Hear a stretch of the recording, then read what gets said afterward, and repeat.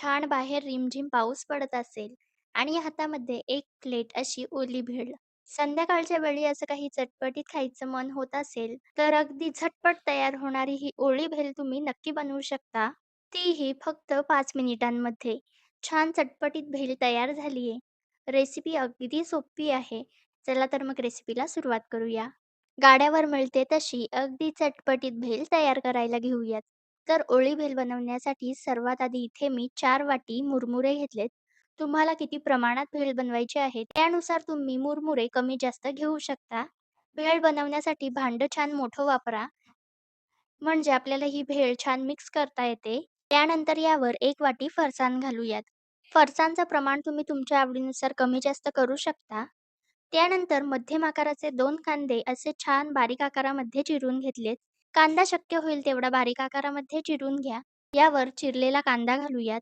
त्यानंतर एक मोठ्या आकाराचा टोमॅटो छान अशा बारीक आकारामध्ये चिरून घेतलाय. आता हा टोमॅटो आपण यामध्ये घालूया. टोमॅटो चिरताना त्यामधील बिया काढून टाका. टोमॅटोच्या बिया काढून टाकल्यामुळे भेल नरम होत नाही. मूठभर चिरलेली बारीक कोथिंबीर घालूयात. कोथिंबीर शक्य होईल तेवढी बारीक चिरून घ्या.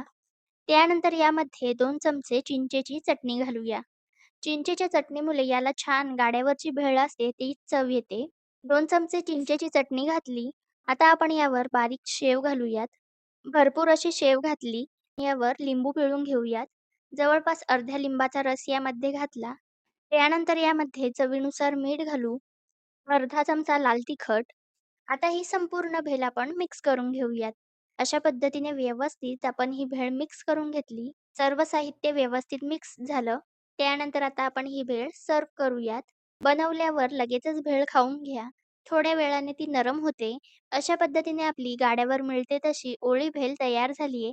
अगदी झटपट फक्त 5 मिनिटामध्ये. तर रेसिपी कशी वाटली ते कमेंट्समध्ये नक्की सांगा आणि रेसिपी आवडली असेल तर व्हिडिओला लाईक करायला विसरू नका.